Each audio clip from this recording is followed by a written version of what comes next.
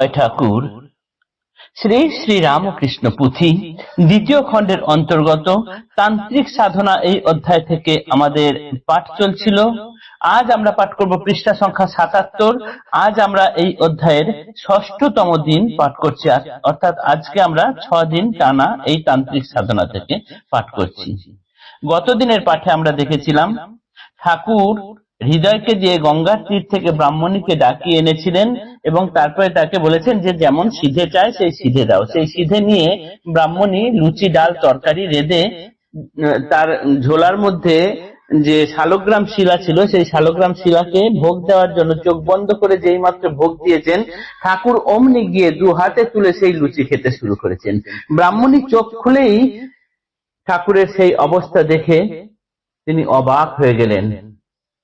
তিনি কাকে দেখছেন? যাকে তিনি এতদিন স্বপ্নে দেখেছিলেন যে দৈবী পুরুষকে, তাকেই তিনি এখন চোখ খুলে দেখতে পাচ্ছেন যে তার দেওয়া ভোগ তিনি নিজে খাচ্ছেন, ঠাকুর নিজে খাচ্ছেন। এই দেখে যাকে দর্শন করার জন্য তিনি জাত কুল মান জীবন সম্পূর্ণ ত্যাগ করে দিয়ে দেশে দেশে ঘুরতে শুরু করেছিলেন, ক্ষুধা তৃষ্ণা সব ভুলে গিয়েছিলেন এবং অজস্র শাস্ত্র আদি পাঠ করে জ্ঞান অর্জন করে তাকে পাওয়ার চেষ্টা করেছিলেন, সেই পরম পুরুষকেই যখন চোখের সামনে তার হাতের মুঠোয় পেয়েছেন, তার দেওয়া ভোগ নিজের হাতে খাচ্ছেন দেখেছেন, তখন ব্রাহ্মণীর যেন আনন্দে আর ধরে না, দু চোখ দিয়ে অনবরত জল ঝরে পড়ছে। ঠাকুরের শরীরে তিনি দেখেছেন গৌরাঙ্গের অবস্থান এবং ঠাকুরের যে সকল ভাব দেখেছেন তাতে তিনি অবাক হয়ে গেছেন। অথচ তাকে যে দেখবেন, যে একটু আনন্দ উপভোগ করবেন, সেই দেখার সুযোগ পাচ্ছেন না। এই কারণেই তার দু চোখ দিয়ে অনবরত জল পড়ে সেই দেখায় বাদ সাধছে।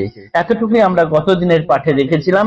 আজ আমরা দেখব ঠাকুরের শরীরে যে ভাব এবং লক্ষণগুলি প্রকাশ পাচ্ছে শাস্ত্র মতে, সেই ব্রাহ্মণী সেগুলো মিলিয়ে প্রমাণ করছেন কিরকম ভাবে।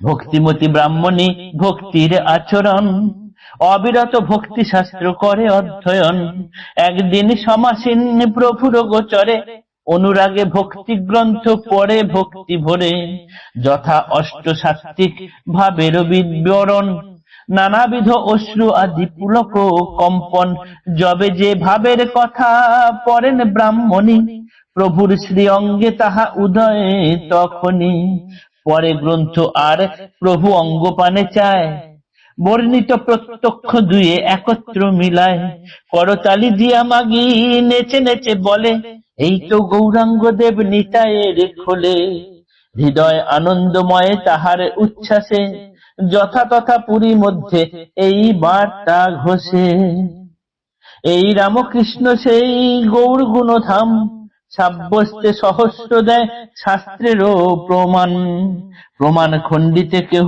নারে ধীর গণে, তথাপি বিশ্বাস কারো নাহি হয় মনে, মথুর বলেন ইহা কথা কি প্রকার, 12 বিনা নাহি শুনি আরে অবতার, তবে এ স্বীকার্য কথা মানি শিরোপরে, কালীর হয়েছে কৃপা তাহারও উপরে, অদ্যাবধি ভাব কিবা ভাব কারে বলে, কিভাবে এমন ভাব কার অঙ্গে ফলে, কিভাবের নাম কিবা তার লক্ষণ, এখানে বিদিত নাহি ছিল কোন জন, হইতো প্রভুর অঙ্গে ভাব আগা করা, কেহ বা বায়ুর কর্ম কেহ কয় পীড়া, কেহ বলে ভূতে পেলে হয় এ প্রকার, কেহ বলে উন্মত্ততা মাথার বিকার, যে বড় উন্নত আত্মা এইটুকু গায়, এমতো অবস্থা তার কালীরও কৃপায়, মথুর আমোদ প্রিয় বড় লোক কিনা, কৌতুক রহস্য কাজে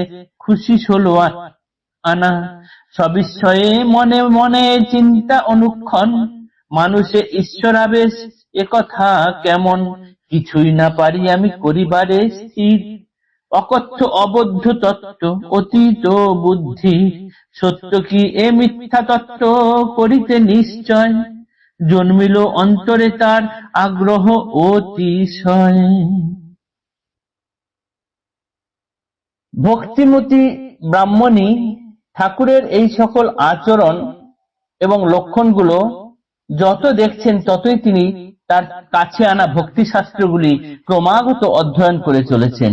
তিনি অষ্টসাত্ত্বিক ভাবের বিবরণ যত পড়ছেন, যখনই পড়ছেন তখনই তা দেখছেন যে ঠাকুরের শরীরে সেই সব ভাব দেখা যাচ্ছে।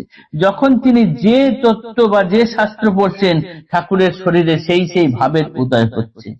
এক একটা গ্রন্থ তিনি পড়ছেন আর প্রভুর দিকে তাকিয়ে তাকিয়ে দেখছেন যে হ্যাঁ, শাস্ত্র গ্রন্থ এবং প্রভুর শরীরের যে অঙ্গে যে সব ভাব ফুটে উঠছে সম্পূর্ণ মিলে যাচ্ছে। এই দেখে তার মনে এত আনন্দ হয়েছে যে করতালি দিয়ে ধেই ধেই করে তিনি নেচে যাচ্ছেন এবং সমস্ত দক্ষিণেশ্বর মন্দির চত্বরে এই কথা ঘোষণা করে দিয়েছেন যে এই নতুন খোলেই গৌরাঙ্গদেব আবার নতুন ভাবে আবির্ভূত হয়েছেন।